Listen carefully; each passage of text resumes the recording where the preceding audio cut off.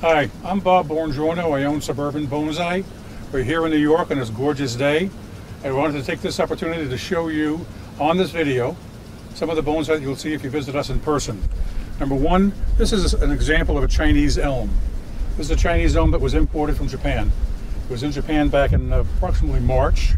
We've had it here, we've repotted it because they have to come in bare root when they come in from overseas.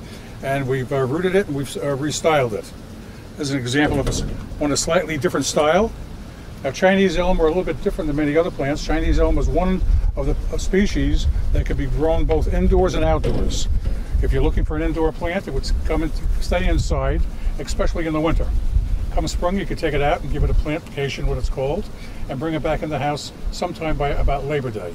Or you could just leave it out and let it slowly acclimate to the colder temperatures, and you can leave it out in the winter. Once you come in, we can give you instructions on how to handle it in the winter, where it's perfectly safe. This is an example of a Fukian tea. It's called Fukian tea, F-U-K-I-E-N, simply because it comes from the Fukian province in China. That's where the plant originated. It's a very shiny, glossy leaf plant. It has a cream-colored flower. This plant cannot be outdoors in the winter. It can be outdoors in the spring and summer, but come Labor Day or shortly thereafter, it must come inside. This is an example of a ginseng fig. You can see the very, very unusual trunk habitat on it. Very interesting foliage. Almost all of them, some of them not, but almost all of them have a double trunk and very, very interesting foliage.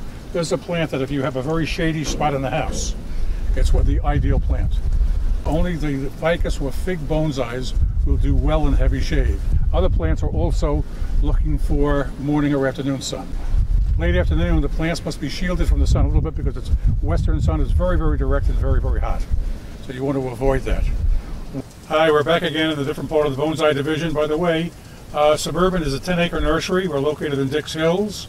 If you're local and you know the area a little bit, we're just about 1 minute from exit 50, Bagatelle Road on the expressway. I'm standing next to an excellent specimen of a Fukian tea. This plant is approximately 35 years old. It's been in this country about 3 years. We have several of these in this particular size and high quality. We have approximately 1,000 bonsai.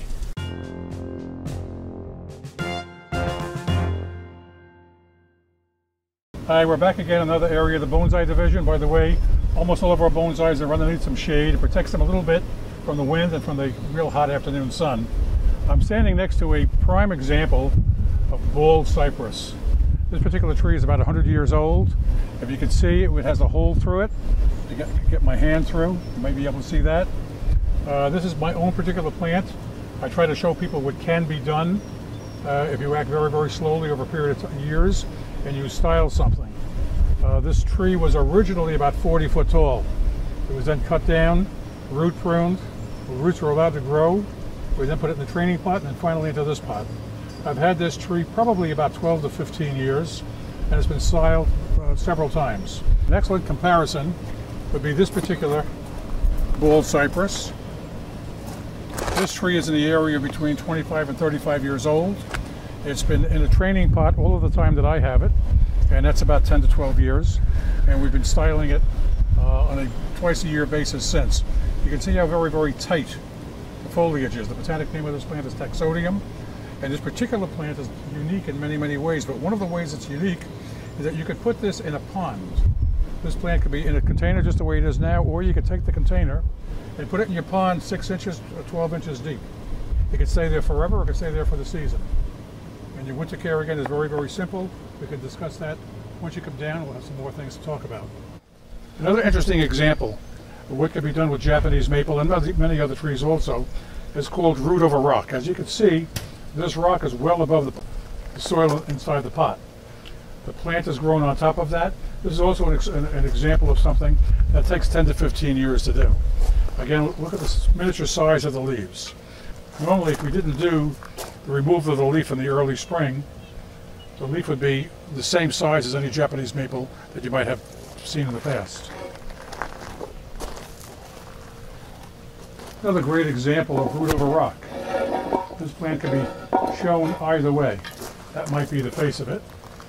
You can see the very short, stubby growth of branches, the limited foliage, the 1/3 size foliage, and the fact that how large this rock is, and the roots have grown into it. This is one example of many that we have of Japanese maples. All these trees that I'm showing you right now are hardy. They cannot come indoors. But this is growing on top of a mound, and there's many specimens in here, making up what's called a Japanese maple forest. And we have miniature leaves on here. You can see by the size of the trunk, it's heavier than my forearm. Another example of a tree that is in the area of 45, 50 years old. It's in a training container, and one of these days we're going to take it out of this container.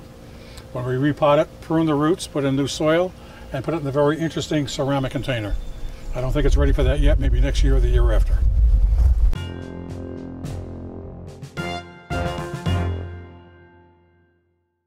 Okay, we're now in the azalea section of the Suburban Bonsai collection.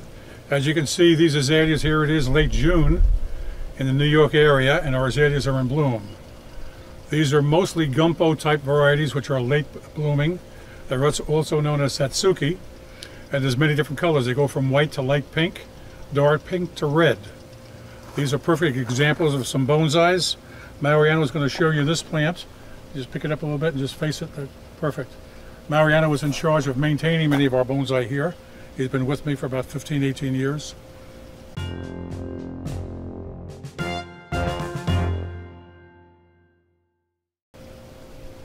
And we pride ourselves in not only what we sell, but how we maintain them and how we help folks after the sale. If you need help, we could always help you. We also winterize tropical bonsai here for folks that go away. They go down to Florida for the winter. We have a whole greenhouse full of bonsai that come in to be cared for over the winter. Just a service that we offer.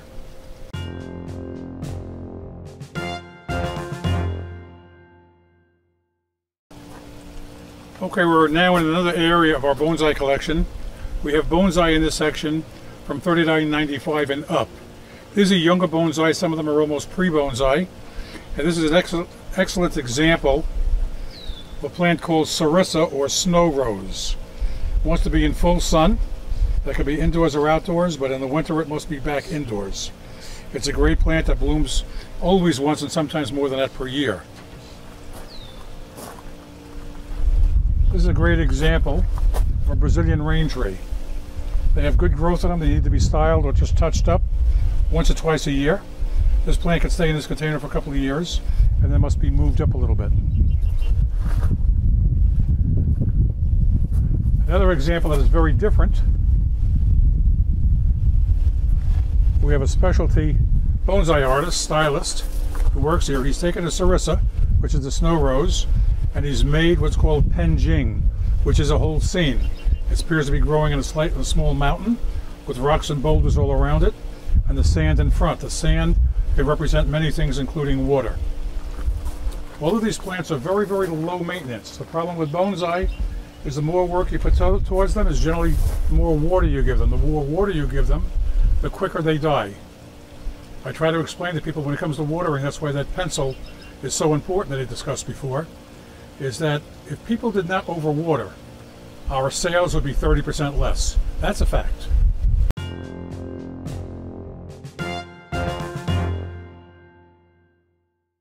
Watering is generally very, very simple on these plants.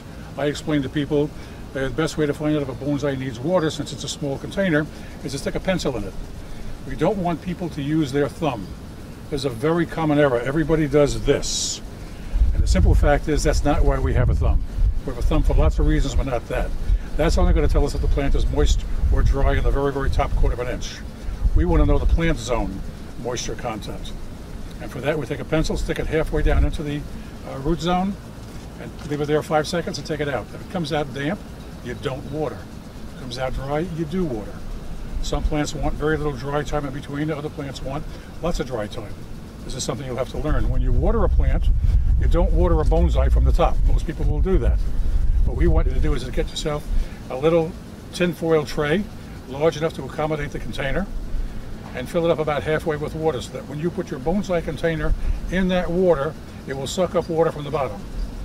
When the soil on the top of the bonsai container is wet, the plant has been thoroughly moistened. The reason you don't want to water from the top is as a brand new dry sponge will repel water, so will dry soil repel water. And you're going to run into that mix where you're going to have sometimes too much water, other times too little water. If you want to have it done right, simply dunk it and use the pencil method. I try to explain to people the most important bonsai tool they will ever own, especially as novices, is a good pencil.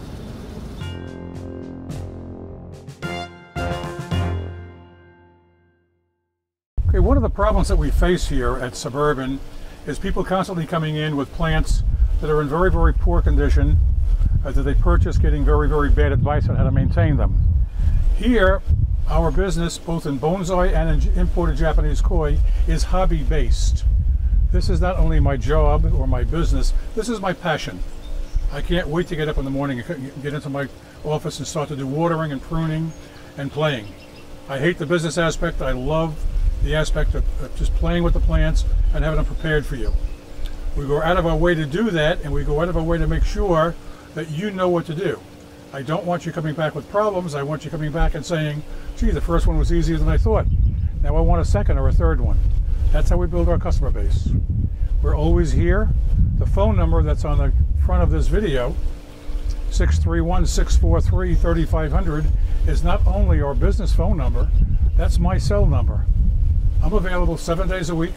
That includes Christmas Day, New Year's Day, birthday, etc. Sundays included, from 9 a.m. to 7 p.m. I answer the phone.